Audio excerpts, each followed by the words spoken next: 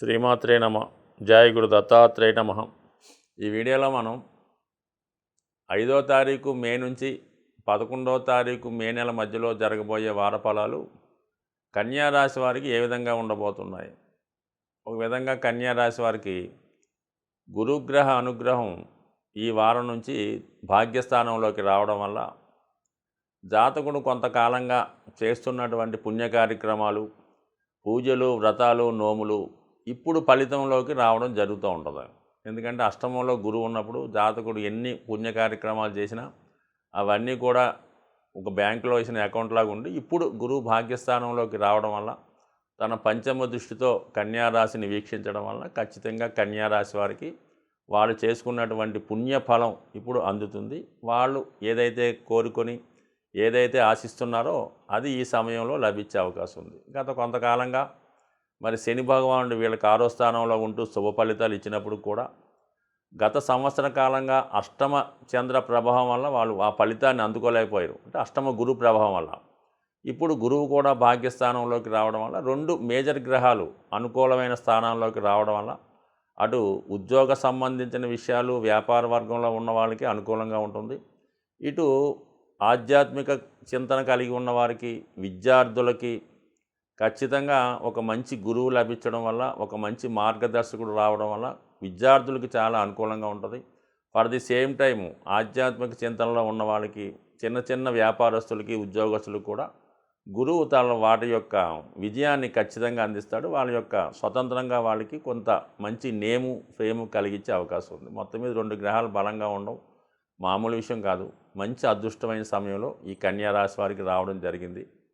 అలాగే ఏంటంటే ప్రస్తుతం మరి కుజుడు, రాహు సప్తమ స్థాన సంచారం ఇంచుమించుగా ఈ వారమే కాదు మే నెలంతా కూడా కుజుడు సప్తమ స్థాన సంచారం, రాహు కలిసి ఉండడం వల్ల ఇది చాలా వరకు భార్యాభర్తల మధ్య ఇతరుల ప్రమేయం వల్ల అవగాహన లోపం, విరోధాలు వచ్చే అవకాశం ఉంది. కాబట్టి ఈ నెలంతా కూడా జాతకుడు భార్యాభర్తల మధ్య వచ్చే విభేదాలు చిన్న చిన్న ఏమైనా ఉంటే అవి సర్దుకుపోవాలి తప్ప అవి పెద్దవిగా చేసుకోవడం వల్ల జాతకుడు ఖచ్చితంగా నష్టపోవడం కానీ, మరి చిన్న సమస్య పెద్దదిగా మారి అది భార్యాభర్తలు విడిపోయేదాకా రావచ్చు. కాబట్టి ఏదన్నా విషయం ఉంటే దగ్గర ఉండి మాట్లాడి తేల్చుకోవాలి తప్ప ఒకరి మీద ఒకరు అనుమానాన్ని పెంచుకొని ఎట్టి పరిస్థితిలో కూడా ఎడబాటు తెచ్చుకోవద్దు.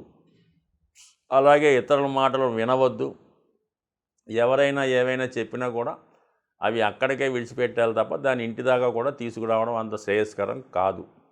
అట్ ది సేమ్ టైం ఈ సమయంలో జాతకుడు ఎవరితోన్నా కలిసి కొత్తగా వ్యాపారం చేయడం కానీ, ఏదైనా ఎఫ్ఐఆర్ పెట్టుకోవడం కానీ, ఏదైనా ఫ్రెండ్షిప్ చేయడం కానీ కూడా అంత అనుకూలం కాదు. అంటే మీకు ఈ సమయంలో ఈ కాంబినేషన్ వల్ల ఎవరు మిత్రులో ఎవరు శత్రులో కూడా తెలుసుకోకుండా పోతారు. కాబట్టి జాగ్రత్తగా వ్యవహరించడం మంచిది. అయితే వార ప్రారంభంలో ఈ బుధుడు కూడా సప్తమ స్థానంలో సంచరిస్తూ రాష్ట్రాధిపతి బుధుడితో కలిసి ఉండడం వల్ల ఏంటంటే ఇది కొంతవరకు విద్యార్థులకి చాలా అనుకూలంగా ఉంటుంది. గురువు బలం కూడా పెరిగింది. కాబట్టి ఎవరైతే మరి ఈ రాశిలో ఉన్నటువంటి అబ్బాయిలు కానీ అమ్మాయిలు కానీ మెడికల్ ఎంట్రన్స్ కోసం ప్రయత్నం చేస్తుంటే వాళ్ళకి ఇది ఒక మంచి సమయం. ఈ సంవత్సరంలో వాళ్ళు ఖచ్చితంగా వాళ్ళు అంటే మెడికల్ వెళ్తున్న వాళ్ళు మెడికల్లో రావచ్చు. అలాగే ఏదంటే ఐఐటి లాంటి కోర్సుల్లో ప్రవేశిద్దాం అనుకున్న వాళ్ళు కూడా వాళ్ళ శ్రమకు తగ్గ ఫలితం ఈ సంవత్సరం కంపల్సరీగా వస్తుంది. అయితే ఏదో కారణాల వల్ల ఈ మెయిన్ మెడికల్ ఎంట్రన్స్ రాస్తున్న వారు కానీ ఐఐటి కోసం ప్రయత్నిస్తున్న వారు ఏదో కారణాల వల్ల అష్టమ గురు ప్రభావం వల్ల మరి మీకు ఈ గత సంవత్సరం ఈ సీటు రాకుండా ఉంటే ఈ సంవత్సరం ఖచ్చితంగా మీకు వచ్చే అవకాశం ఉంది. ఇంకొక ముఖ్యమైన విషయం ఏంటంటే ఈ సంవత్సరం మీరు అనుకున్న గమ్యం చేరలేకపోతే ఇంకా అక్కడితో ఆ సబ్జెక్ట్ విడిచిపెట్టి వేరే బ్రాంచ్ ఎత్తుక్కోవడం మంచిది. అంతే తప్ప మళ్ళా సెకండ్ ఛాన్స్ అయితే తీసుకోవద్దు. ఇదే లాస్ట్ ఛాన్స్గా భావించి మీరు ప్రయత్నం చేయండి. 100% మీరు అనుకున్న గోలు లక్ష్యాన్ని చేరుకుంటూ ఉంటారు. అష్టమలో రవి శుక్రుల కలయిక ఇది ఒక విధంగా అంత అనుకూల స్థితి కాదు. అధికారుల వల్ల, రాజకీయ నాయకుల వల్ల ఇబ్బంది ఏర్పడే అవకాశం ఉంది. అలాగే ఈ రాశిలో ఉన్నటువంటి స్త్రీలకి అనుకోకుండా హెల్త్ పరమైన ఇబ్బందులు వచ్చే అవకాశం ఉంది. సో ఏదైనప్పుడు కూడా ఈ రాశిలో ఉన్నటువంటి స్త్రీలు, ముఖ్యంగా పెద్ద వయసులో ఉన్నవాళ్ళు ఆరోగ్య విషయంలో చాలా జాగ్రత్తగా ఉండాలి. అలాగే అనుకోని శత్రువులు ఏర్పడే అవకాశం ఉంది. అధికారులతో అవ్వచ్చు, అధికారుల్లో ఉన్నటువంటి హోదా కలిగిన వ్యక్తులతో కావచ్చు, లేదా దగ్గర బంధువులు ఎవరన్నా ఉంటే పెద్దవారితో ఇది అనుకోకుండా విభేదాలు, అభిప్రాయ భేదాలు రావచ్చు. బట్ ఏదైనప్పుడు కూడా జాగ్రత్తగా వ్యవహరించండి. ఏదైనా మేజర్ గ్రహాలు అనుకూలంగా ఉన్నాయి కాబట్టి చాలా మంచిది. అక్కర్లేని విషయాల్లో కలహ చేసుకోకుండా మనకి ఏదైతే ఇంపార్టెంటో, ఏదైతే మనకి తప్పనిసరి ఉంటుందో అటువంటి కార్యక్రమాలు చేసుకోవడం మంచిది తప్ప, ఎందుకంటే సప్తమ స్థానంలో కుజ రాహు సంచారం జాతకుడికి అనుకోకుండా చికాకులు, ఇబ్బందులు వచ్చే అవకాశం ఉంది కాబట్టి సాధ్యమైనంత వరకు సావధానంగా ఇతరుల విషయాల్లో కలహ చేసుకోకుండా జాగ్రత్తగా వ్యవహరించడం మంచిది. నిరంతరం విఘ్నేశ్వరుడి ఆరాధన, విష్ణు సహస్రనామ పారాయణ వల్ల జాతకుడు సంపూర్ణంగా అటు గురు శని భగవానుల అభిమానాన్ని, వాళ్ళ యొక్క ఆశీస్సులు పొందే అవకాశం ఉంది. మనం ఈ వారఫలాలు తెలుసుకునే క్రమంలో ఈ వారం ప్రత్యేకత ఏంటంటే, మరి ఈ 5వ తారీఖు నుంచి మనకి గురు మౌఢ్యం ప్రారంభం జరిగింది. సో కారణం వల్ల శుభగ్రహమైనటువంటి గురుగ్రహం ఎప్పుడైతే రవికి సమీపంగా వచ్చి గురుమౌఢ్యం చెందడం వల్ల గురువిచ్చే శుభ ఫలితాలు సంపూర్ణంగా మనకి ఇవ్వలేకపోతుంటాడు. సో అలాగే ఈ సమయంలో మనం ఏదైనా వ్యాపారం ప్రారంభించినా, గృహప్రవేశం చేసినా, వివాహాలు లాంటి శుభకార్యాలు చేసినా, అలాగే ముఖ్యంగా విద్యాభ్యాసం లాంటివి, అక్షరాభ్యాసం లాంటివి చేసుకోవడం వల్ల మరి గురువు బలహీనంగా ఉన్నటువంటి సమయంలో మనకి గురువు బలహీనంగా ఉన్నప్పుడు ఆ ఫలితం మనకి సంపూర్ణంగా రాకపోవడం, దాని తర్వాత ఆ కార్యక్రమం సక్రమంగా కంటిన్యూ అవ్వకపోవడం, మధ్యలో ఆగడం. సో ఆ కారణం వల్లే మనకి వివాహం లాంటి శుభకార్యాలు నిషేధించారు.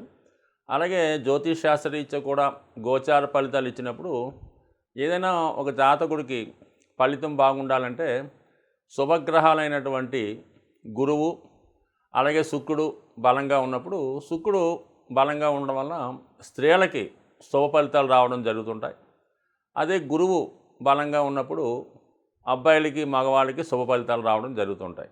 మరి ప్రస్తుతం ఈ గురుమౌఢ్యం, శుక్రమౌఢ్యం ఒకేసారి కలిపి నడవడం వల్ల చాలా వరకు మామూలుగా కూడా ఏ కార్యక్రమం తలపెట్టినా దానికి మనకి ఆర్థిక పరంగా, ఫైనాన్స్ పరంగా ఇబ్బంది పడడం జరుగుతూ ఉంటుంది.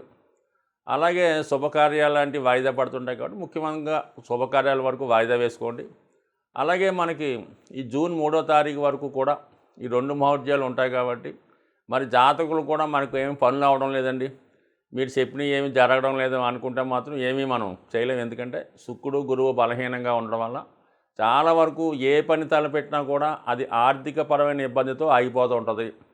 అలాగే దైవబలం లేకపోవడం వల్ల మరి ఆ కార్యం సంపూర్ణంగా సాగదు. ఈవెన్ మనం ఈ సమయంలో ఒక నుయ్యి తవ్వించినా, ఒక బోరింగ్ వేసినా కూడా మరి మనం అనుకున్న టైంకి వాటర్ పడకపోవడం ఇబ్బందులు ఉంటాయి. కాబట్టి మరి జాతకులు ఈ వార ఫలాలు ఎవరైతే మనం ఫాలో అవుతుంటారో వాళ్ళు ఏ విధంగా కూడా శుభ ఫలితాలు రావడం లేదని కంగారు పడకుండా కొద్దిగా ఒక నెల రోజుల పాటు మీరు సంపూర్ణంగా వెయిట్ చేస్తే మరి అప్పుడు మీకు మంచి శుభ ఫలితాలు రావడం జరుగుతాయి.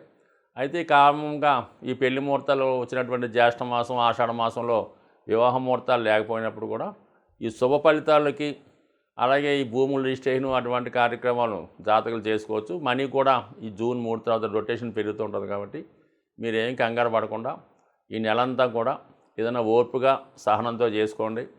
ఆర్థిక సంబంధించిన విషయాల్లో జాగ్రత్తగా ప్లాన్ చేసుకోండి.